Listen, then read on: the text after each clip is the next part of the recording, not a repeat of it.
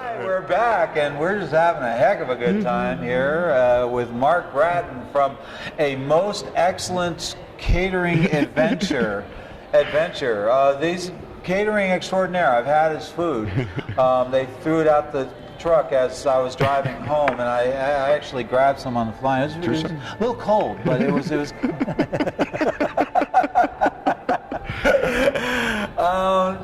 Tour catering. I mean, anybody who has been in the production industry from back in the day, you know, the early '80s and '70s, we all remember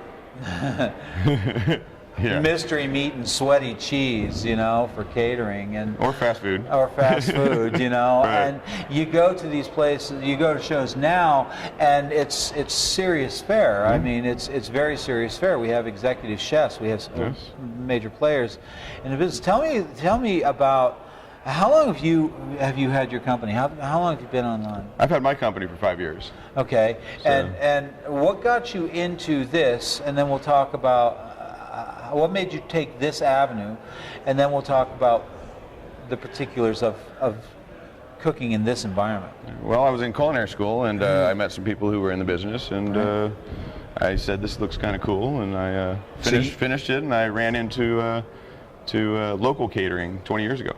20 years in April. Oh, okay. Really? And then I told them the business is changing, and you know, we started to see other companies show up, taking, you know, part of the market share and whatnot, and so I said, we got to get on the road.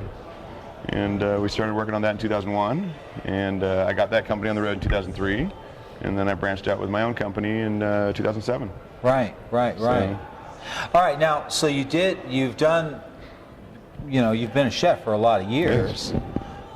Just a lot of years. Yeah, it's the number 20 is hitting me soon. That's right. So you've been around. Now, there's catering and there's catering, you know. Tell me about catering in the touring environment. The touring environment? I mean, how might that be different from, you know, other types of catering?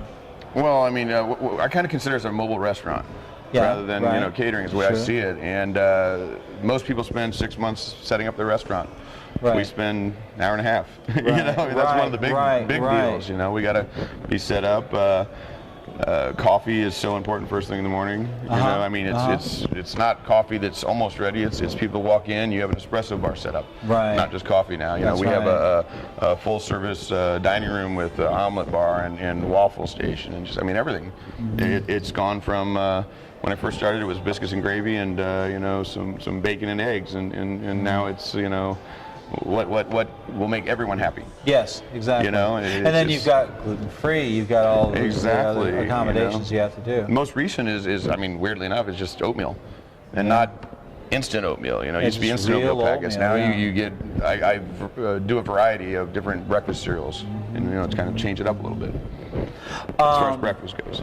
So. Now, you were on TSO, right? Yes. And we saw you. We didn't get their crew picture in, but we will. Okay. We will. I will run a story. In fact, we'll do a story on you, and I'll make sure that crew picture gets in, because it's a cool picture.